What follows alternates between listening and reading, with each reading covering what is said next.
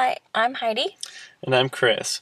And today we're going to be taking a closer look at a couple of photographs that we think really very well depict the relationship between humans and nature. The first photograph we're going to look at here is entitled 39 Spattered Burst by G. Brad Lewis, the self-entitled Volcano Man.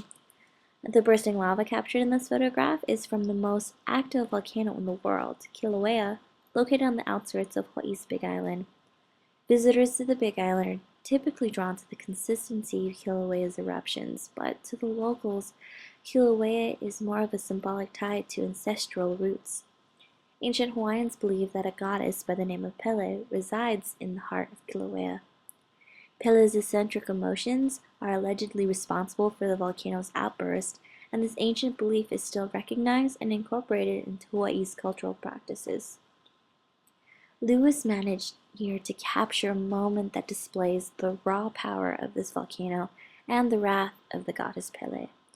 As we can see here, lava is being shot out of this crater in a disarray of warm orange hues into a cool blue sky, which suddenly draws you into this world of liquid light. I find it very intriguing how the way he captured this image, it looks almost abstract. Like it looks almost like abstract art, kind of like a Jackson Pollock painting or something like that. Yeah, that is an excellent point. There was a statement that Lewis had said about his images of volcanic activity being capable of opening human emotions to the pulse of the earth. The natural phenomena that takes place on this planet has influenced the lives of human beings since the beginning of time. Yes, I see that too, and I think this photograph really exemplifies nature's influence on human emotion. Absolutely. Lewis kind of just takes on this responsibility as a mediator for humans and the natural world. However, in order to produce these photographs, Lewis had to put himself in very dangerous situations. Acidic fumes and extremely hot surroundings were just a few of the hazards that Lewis and his equipment endured. Despite the risk, Lewis still manages to capture the beauty in this natural chaos and brings that ever changing cycle of life and destruction into the forefront of our minds. This photograph we see here is by world-renowned surf photographer Brian Bielman. He's been photographing surfers and the entire surf lifestyle for over 35 years, and his photographs have been on over 150 magazine covers. He has also been published in famous magazines like National Geographic and Sports Illustrated, and has been the senior photographer for Surf Magazine for 14 years, so he is definitely a well-established and popular photographer. His signature is being very versatile with his photographs, particularly with points of view. And as we can see in this photograph, instead of being outside the wave like normal, Bielman is in it. Here we can see Bielman with his underwater setup with his underwater camera and wetsuit.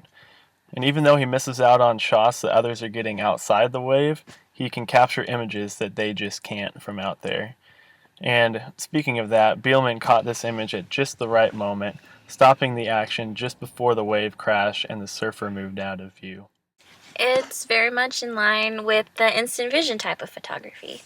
Yes, but he doesn't focus too much on the technical parts of photography, because according to Bielman, he says that his key for getting a good shot in surf photography is reacting and having confidence and not thinking too much.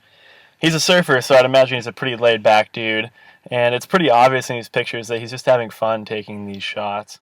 Yeah, I can see that too. I like how Bielman used the wave in this photograph to focus on the eye on the surfer, kind of creating a window to the outside world.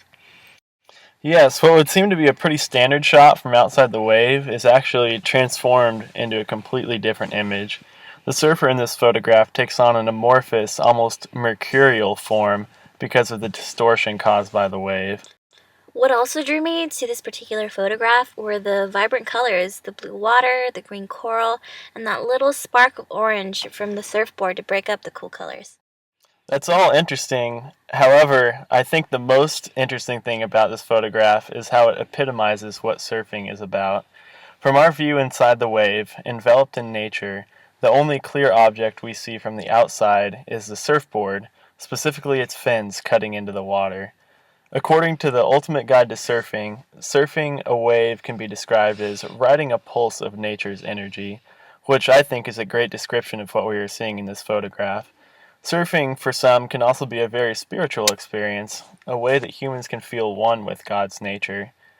And the surfboard is what allows that experience to take place. And in this photograph, I think Bielman expertly depicts the surfboard being this bridge that connects humans to nature.